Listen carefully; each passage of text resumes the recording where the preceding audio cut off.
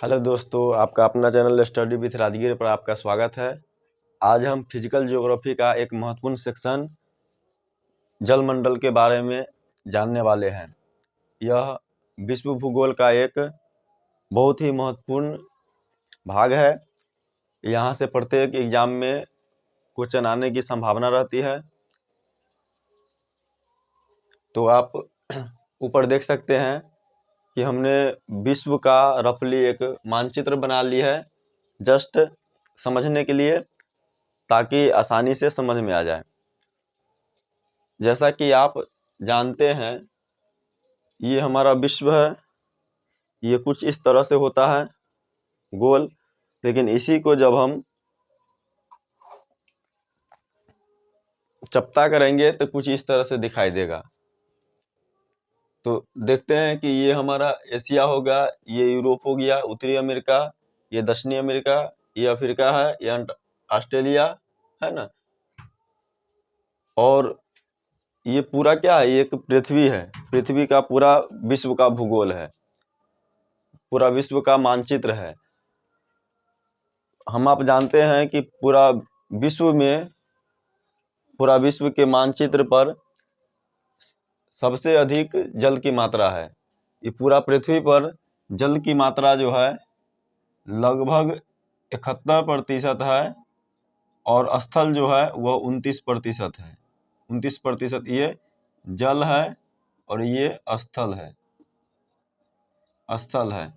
ऐसे कह सकते हैं लगभग 3/4 क्या है, जल है ना। और 1/4 क्या है, स्थल है। 1/4 स्थल है। आज हम इस 3/4 के बारे में बात करने वाले हैं। 3/4 का मतलब हुआ कि कोई डायग्राम है, ये 4 भाग है। 4 भाग में से ये 3 भाग जल है और 1 भाग जो है स्थल है। 3/4 मतलब 4 में से 3 भाग, है ना। 3/4 हो गया। तो देख रहे हैं कि ये जो देख रहे हैं 3/4 जल है, यानी कि पूरा पृथ्वी पर बहुत विस्तृत भाग में जल है। और पृथ्वी को इन्हीं गुण के कारण इसको नीला ग्रह भी कहा गया है। क्यों? क्योंकि पृथ्वी पे बहुत बड़ा भूभाग में क्या है, जल है। और जल की उपस्थिति के कारण अंतरिक्ष से देखने पर पृथ्वी नीला दिखाई देती है, इसीलिए पृथ्वी को नीला ग्रह कहते हैं।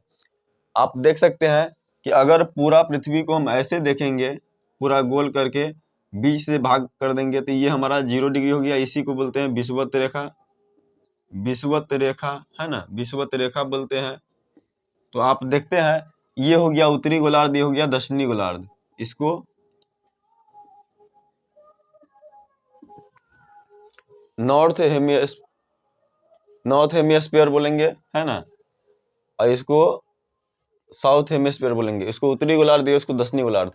तो उत्तरी गोलार्ध में आप देखिए कि ये देखिए इधर से पूरा ज्यादातर आपको स्थल दिखाई देगी, लेकिन दक्षिणी गोलार्ध में देखिएगा तो ये स्थल थोड़ा कम है। बाकी ये जो देख रहे हैं रेड कलर से हमने डॉट कर दिया है, ये जल है। तो जल ज्यादा है। ऊपर में कितना है, तो ऊपर में आप देखते हैं, ऊपर में जो है 60% यानी 60% क्या है, स्थल है। और 40% क्या है, 40% जो है वो जल है। इसीलिए उत्तरी गोलार्ध को हम ऊपर वाला के, यानी ये देख रहे हैं आप 0 डिग्री अक्षांश, इसी को विषुवत रेखा बोलते हैं। विषुवत रेखा के ऊपर के भाग को हम उत्तरी गोलार्ध बोलते हैं। तो विषुवत रेखा के ऊपर वाले को हम क्या बोलते हैं, स्थल गोलार्ध कहते हैं। क्यों? क्योंकि यहाँ स्थल बहुत अधिक है। नीचे जब आएंगे तो नीचे आप देख सकते हैं ये थोड़ा सा सेक्शन क्या है, स्थल का। बाकी जो है सब जल है। यहाँ लगभग 81% क्या है, 81% जल है, और बाकी का 19% ही स्थल है। इसीलिए नीचे के गोलार्ध को, यानी दक्षिणी गोलार्ध को हम क्या कह देते हैं, दक्षिणी गोलार्ध को हम जल गोलार्ध कह देते हैं। दक्षिणी गोलार्ध को जल गोलार्ध कह देते हैं। ये हमारा गोलार्ध के बारे में महत्वपूर्ण जानकारी थी। हम आप जानते हैं कि पूरा पृथ्वी पर 71% भाग में क्या है, जल है। फिर भी हम आप कई बार सुनते हैं कि जल संकट है, जल संकट है, पृथ्वी पे बहुत सारे जगह पे पानी की कमी है, किल्लत है। ऐसा क्यों कहते हैं? तो इसको आइए समझते हैं। पूरा पृथ्वी पर लगभग 71% जल है ना। 71% जल है। 71% का मतलब, इसको मतलब पूरा 100% मानेंगे तो 71% का 97.5% जो है ये खारा जल है। खारा यानी इसको हम नमकीन कहते हैं, नमकीन। यह समुद्र का जल है ना। इसको हम पी नहीं सकते, इसका उपयोग नहीं कर सकते। उसके बाद बचा शेष 2.5% यही हमारा मीठा जल है, मीठा जल है, मीठा जल है। लेकिन ध्यान दीजिएगा, 97 ये जो है 97.5, 97.5 जो है यह समुद्र का जल है, यह बहुत ही पीने लायक नहीं है। और ये 2.5 भी बहुत अधिक जल होता है, लेकिन इसमें से भी 2.5 का भी लगभग 96% जो है जल जो है, 96% जल जो है वह बर्फ के रूप में ध्रुव पे जमा हुआ है। ध्रुव पे क्या है, बर्फ के रूप में जमा है, बर्फ के रूप में जमा हुआ है। तो देख रहे हैं कि किसी के पास पैसा बहुत है लेकिन पुरनका पनसहिया है, 1 लाख रुपया है लेकिन उसमें से 97,000 पुरनका पनसहिया है। बड़ी दुख की बात है, वो तो काम आने वाला नहीं है। अब बाकी भी जो बचा हुआ है उसमें से भी 96% जो है वो किसी ऐसे बैंक में जमा है जिसको हम निकाल नहीं सकते। शेष जो बच गया वो 1% से भी कम जो है जल, वह पीने के लिए हमारे लिए पेयजल जिसको बोलते हैं ना, इसको पेयजल बोलते हैं, यह उपलब्ध है। और इसकी भी मात्रा जो है सब जगह समान नहीं है। आप देखते हैं कि कुछ क्षेत्र में पानी बहुत अधिक है, कुछ क्षेत्र में पानी के लिए लंबी लंबी लाइन लगनी पड़ती है, खास करके राजस्थान वाले क्षेत्र हो गए, दिल्ली के कुछ क्षेत्र हो गए। ऐसा बहुत सारे क्षेत्र है जहाँ पानी की बहुत कमी है, लोगों को 2-2 किलोमीटर तक चल के जाना पड़ता है पानी के लिए, लंबी लाइन लगनी पड़ती है। और बहुत सारी समस्याएं होता है पानी के लेकर के। लेकिन इतना जल होने के बाद भी देख रहे हैं, अब ये तो हमारा बेसिक जानकारी हुआ कि पृथ्वी पर पानी कितना % है और कितना % हमारे यूज का है, कितना प्रतिशत हमारे यूज का नहीं है, बेसिक जानकारी। अब पानी का सबसे बड़ा स्रोत जो होता है, सबसे बड़ा स्रोत उसको क्या बोलते हैं? सबसे बड़ा भूभाग को महासागर बोलते हैं। पानी का सबसे बड़ा जो एरिया है उसको क्या बोलते हैं? महासागर बोलते हैं। हमारे पूरा पृथ्वी पर 5 महासागर है, कुल बोले तो 5 महासागर है, लेकिन मुख्य रूप से 4 महासागर के बारे में हम लोग जानते हैं। तो इसमें देख लेते हैं। पहले ऊपर आप देख रहे हैं आर्कटिक महासागर है ना। ये वाला पोर्शन जो आप देख रहे हैं ये अटलांटिक महासागर है, इधर प्रशांत महासागर है और इधर भी प्रशांत महासागर आप देख रहे होंगे। नीचे है अंटार्कटिका और ये जो है हिंद महासागर है, हिंद महासागर है। तो आप देखते हैं, सबसे पहले हम प्रशांत महासागर की बात कर लेते हैं। तो प्रशांत महासागर के बारे में 2-3 बातें याद रखना है। यह विश्व का यानी पूरा पृथ्वी पर सबसे बड़ा महासागर है। प्रशांत महासागर पूरा विश्व का सबसे बड़ा महासागर है। दूसरी बात, यह सबसे गहरा महासागर है। देखिए, ज्यादा लिखते हुए नहीं, बस सुनते हुए चलिए, हो सके तो आप नोट कर लीजिएगा कॉपी में, याद करने में सहूलियत होगी। क्योंकि ज्यादा अगर लिखते चलेंगे तो वीडियो बहुत लंबी हो जाएगी। तो आप समझ सकते हैं, ये देख रहे हैं, ये महासागर जो है, इधर का एरिया जो है प्रशांत महासागर, इसका खोज जो है यहाँ से एक व्यक्ति जिसका नाम मेगलन है, इधर उन्होंने देखा तो इधर के पानी में बहुत हलचल पाया, इधर जो देखा तो बहुत शांत पाया। इसी के लेकर के उन्होंने इसको प्रशांत महासागर नाम दे दिए। और इसकी आकृति कैसा है? तो लगभग गोल है ना, लगभग गोल है। अब इधर आप देख रहे होंगे, इधर भी इसका सेक्शन है। तो इसको जब इसको जब जैसे कि मान लीजिए अभी जो दिखाई दे रहा है इधर देखिएगा तो ये वाला एरिया जो है इधर से देख रहे हैं, ये वाला एरिया जो है इधर है ना, और ये वाला एरिया जो है देखिए इधर आप भारत देख रहे हैं ना, भारत जो देखिए कैमरा पे देख सकते हैं भारत है, और इसके जस्ट इधर है देख लीजिए ये वाला भारत, ये वाला। तो ये आप देख रहे हैं एक्चुअली में पूरब में जो दिखाई दे रहा है ये पार्ट पश्चिम में चल जाएगा, क्योंकि इधर से इधर जल जाएगा तो ये वाला पार्ट इधर आ जाएगा और वो वाला नाच करके उधर चल जाएगा। तो ये प्रशांत महासागर का पश्चिमी भाग है और ये देख रहे हैं ये पूर्वी भाग है।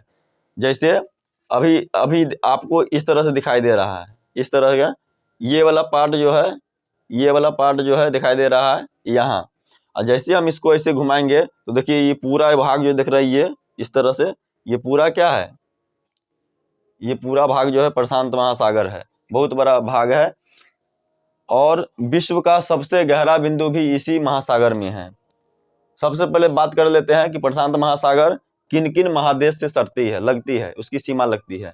तो आप देख रहे हैं, ये देख रहे हैं ना, इस इधर ऑस्ट्रेलिया से लगती है, ये पूरा कौन सा देश है, अ- एशिया महादेश है। उसके बाद बात कर लेते हैं इधर दक्षिणी अमेरिका है, ऊपर उत्तरी अमेरिका है, 4 महादेश से मुख्यतः लगती है ना। कभी कभी 5वां भी लिखा जाता है, क्योंकि आप जानते हैं यहाँ से ये पूरा जो देख रहे हैं ये देश जिसका नाम है रूस, है ना। तो रूस जो है इधर यूराल पर्वत है ना, इस तरह से। तो इधर का पार्ट जो है यूरोप में माना जाता है, तो रूस जो है यूरोप में भी है, इसीलिए हम कह देते हैं कि 5 से मिलता है, यूरोप से भी मिलता है। यूरोप में सिर्फ कौन, तो रूस वाला क्षेत्र है ना, यूरोप का जो है रूस वाला क्षेत्र, क्योंकि रूस जो है यूरोप का भी भाग है, यूरोप का भी भाग, रूस बहुत बड़ा देश है दुनिया का, आप जानते ही हैं सबसे बड़ा कंट्री है। तो इसलिए कह देते हैं, क्यों कहते हैं, क्योंकि ये क्षेत्र देख रहे हैं ये रूस वाला, रूस जो है यूरोप में भी जाके लगती है। अब बाकी तो प्रशांत एशिया से तो पूरा पूरा लगती है, इधर ऑस्ट्रेलिया से भी लगती है, इधर दक्षिणी अमेरिका से भी, इधर उत्तरी अमेरिका से भी, ये तो इसका बॉर्डर हुआ। और आप देख रहे हैं कि ये हमारा इक्वेटर हो गया, इक्वेटर मतलब बीच का, पृथ्वी के बीच का रेखा हो गया, विषुवत रेखा हो गया, इसी को भूमध्य रेखा कहते हैं।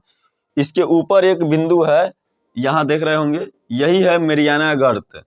गर्त माने होता है गड्ढा, गड्ढा मतलब पृथ्वी का सबसे हाईएस्ट जो गर्त है, सबसे गहरा जो बिंदु है वो यही है मेरियाना गर्त, जिसकी गहराई लगभग 11,022 मीटर है, यानी लगभग मोटा मोटा 11 किलोमीटर है, इतना गहरा है।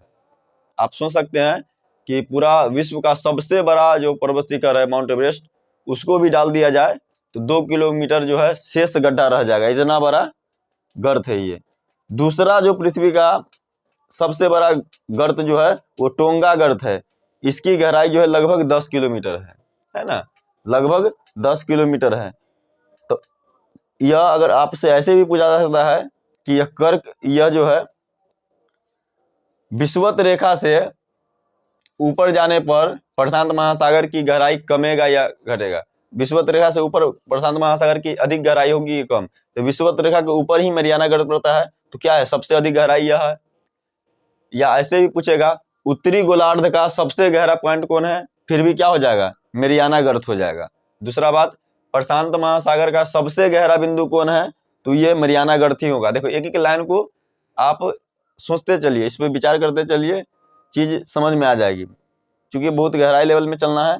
दूसरा कौन है, ये टोंगा गर्त है, यह लगभग 10 किलोमीटर का, इसमें और भी छोटी छोटी गर्तें हैं जो उतना इम्पोर्टेंट नहीं है, मेनली जो है उसको हम डिस्कस करते चल रहे हैं। तो ये इसका हो गया। अब ये इधर से इसको एक अन्य नाम भी है, इसको रिंग ऑफ फायर्स महासागर भी बोलते हैं, है ना, इसी महासागर का पहले बता चुके हैं। इसका खोज किसने किया, प्रशांत महासागर का खोज मैगेलन ने किया था, और मैगेलन के बारे में इससे पहले हम डिस्कस कर चुके हैं। वह विश्व का पहला व्यक्ति है जिन्होंने पूरा दुनिया को चक्कर लगाने का प्रयास किया, लगभग कर पाए, बाद में उसको मार दिया गया, है ना। और ये वाला पार्ट जो देख रहे हैं, पहले इस अफ्रीका महादेश को अंध महादेश कहा जाता था, और चूंकि इसी के बगल में एक